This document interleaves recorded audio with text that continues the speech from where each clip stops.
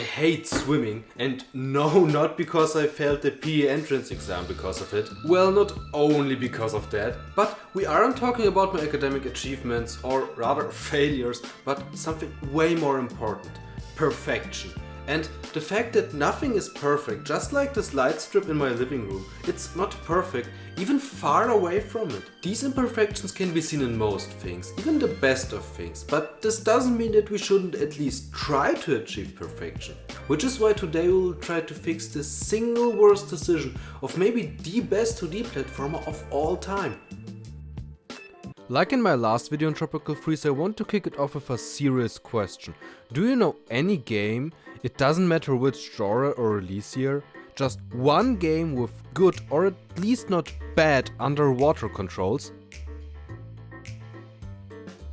I want you to think this through thoroughly. Would the game you're maybe thinking about be better when you switch the water controls with regular controls? Because I would argue there hasn't been a single game with underwater controls that aren't a downgrade to regular controls. Has it? No, not yet anyway. So obviously I am not the one who is going to come up with great water controls. They just always feel like you aren't really in control of the character, and even if the controls may be bearable or even kind of good, they usually aren't for long and you will miss the actual controls in no longer than a couple of sections or levels. Which brings us to our case subject, Donkey Kong Country Tropical Freeze. This game reintroduced the water controls to the series and doesn't waste any time to flex with it in the opening level. This wasn't a change for the better, but we can fix that. Before that, I just want to mention that even the underwater controls in Tropical Freeze are still better than the regular controls of the Wii Remote in Returns. I hate you so much. All of your good games have this dumb shaking the controller nonsense that doesn't even work at all, and you ugly little annoyance are nothing but a glorified lightener, and you can even be replaced by one.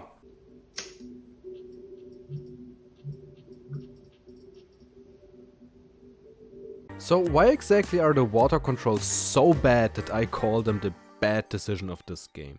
Well, actually the underwater mechanic itself isn't the mistake we are going to fix in this video, and honestly the water controls aren't as bad as I'm making them out to be. They are a lot better than in most video games. It is great that you can move Donkey Kong into any direction you want. In addition, you have two options to gain momentum.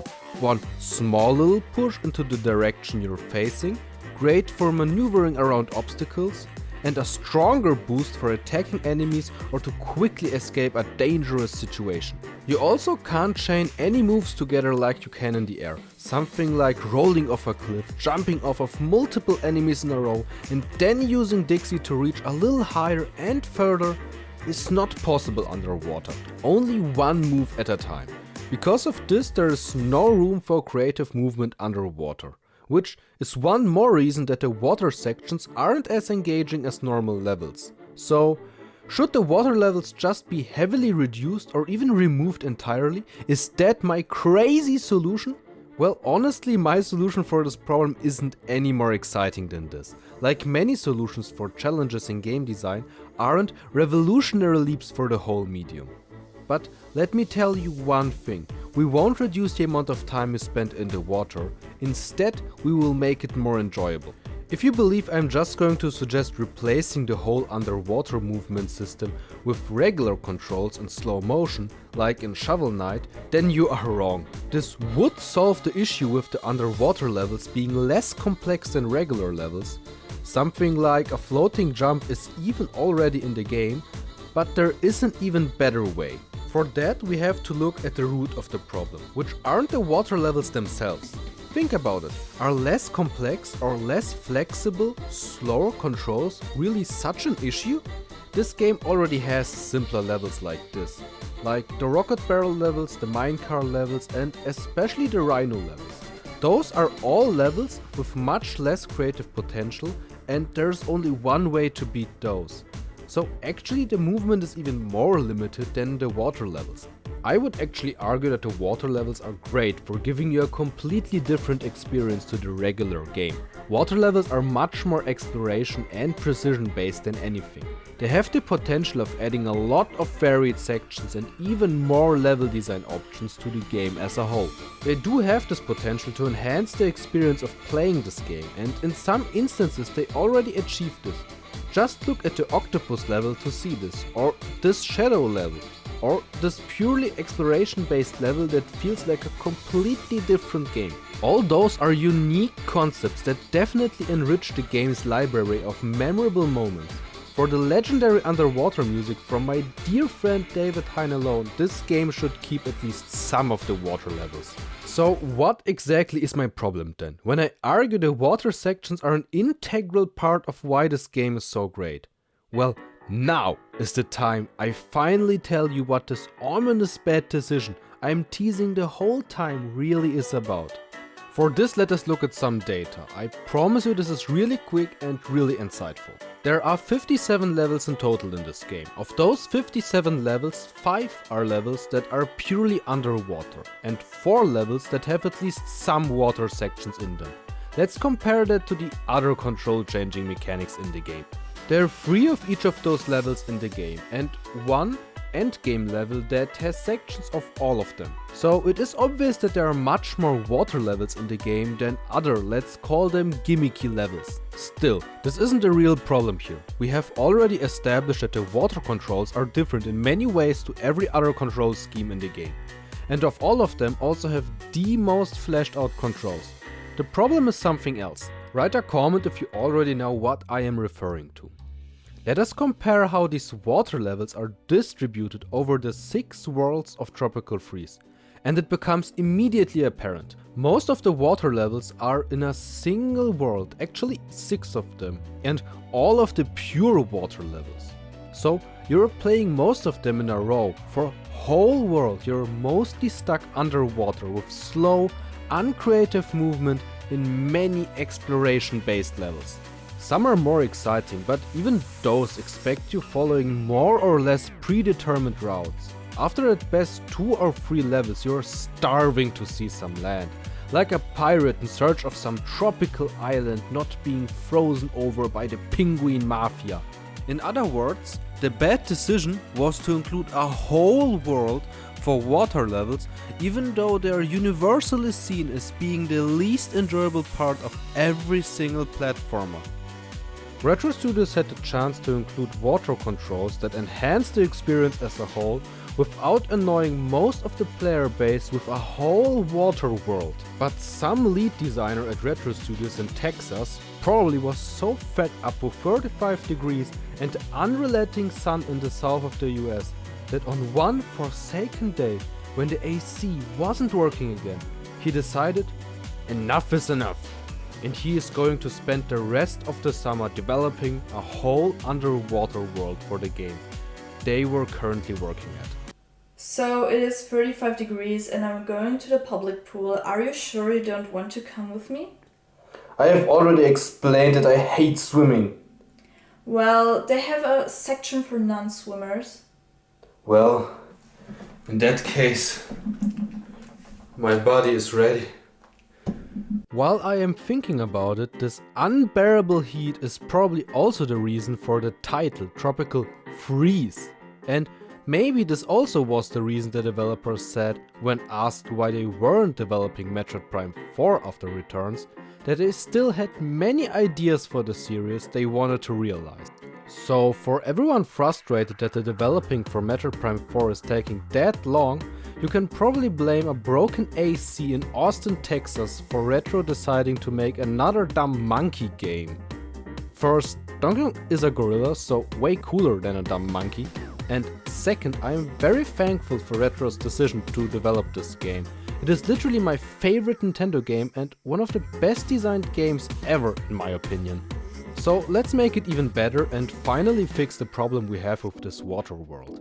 Obviously the first step is to remove it entirely, and honestly just by replacing it with a normal world, we probably already made the game a lot better. But I think we can do even more. I didn't spend multiple minutes of this video defending the underwater sections for no reason, did I? There really is an easy way to make this part of the game not only feel worthwhile, but even increase the enjoyment of most levels in general. A great example for this is level 5-4. Here the juice of tropical fruits is collected and you dodge jumping spiky fruits and deadly collecting facilities. But in between many of those, you are sent through small water challenges before quickly leaving them again. At the end of the level, there even is a more complex section, in my opinion the best designed underwater parkour challenge of the whole game. The game actually does this a lot, incorporating water sections into regular levels to add some variety. The problem is, most of the time they are just used as a way to make tight platforming challenges less punishing. Which is a good thing honestly, but only 5-4 scratches the surface of having regular and underwater level design be as deeply intertwined as they could be. Many levels could have benefited of incorporating more mandatory water sections like this. Let's talk about some examples to better illustrate what I think could have been possible. The core idea of this level are these windmills with platforms. They could include a section with some water mills constantly switching you between water and non-water movement, expecting of you to adapt on the fly to upcoming challenges like floating tree branches or other obstacles floating in the water.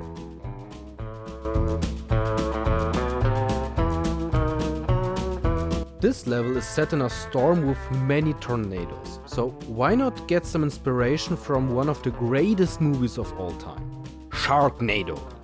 No, honestly, wouldn't it be cool to have a water tornado with some sharks waiting for you at the end of the level, forcing you to switch from rhino to water controls in an instant? And I'm not talking about those small tornadoes, I'm talking about an actual hurricane level storm front with actual sharks inside, in which you have to swim upwards, dodging enemies to leave the tornado for a barrel shooting you to a goal at a safer place.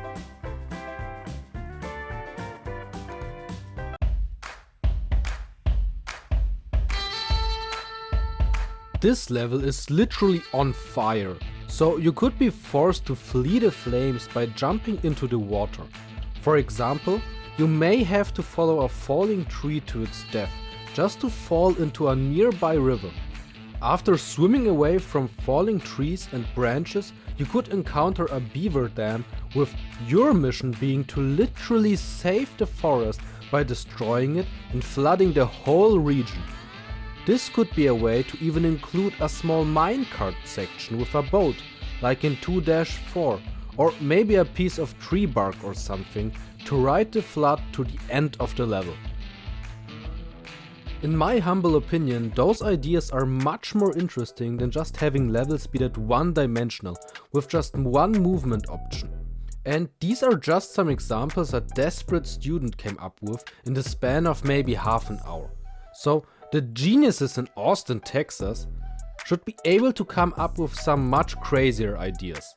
Some of the levels could be so much more interesting with multiple movement options being incorporated into one level. A level similar to this already exists in the game, 7-2, and it shows how well this idea can work from a gameplay perspective. If you disagree with me on that front, that is okay, but even if you disagree with me about splitting the water levels into sections and spread them into other levels, which honestly would be even kind of understandable, since the pure water levels also have their charm, and the water levels that already are incorporating normal overwater sections aren't really enhanced by this. But there is without any doubt in my mind no way the developers shouldn't have changed their bad decision of including a whole world based on water levels.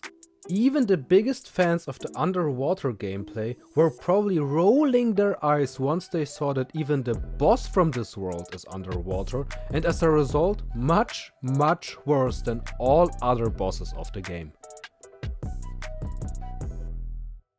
If you enjoyed this video, make sure to check out the last one I made about Tropical Freeze, in which I fixed the game's outdated life system and maybe of all other 2D platformers like it. And don't forget to give this video a like, it would help me out a ton, and maybe I can quit university a little faster.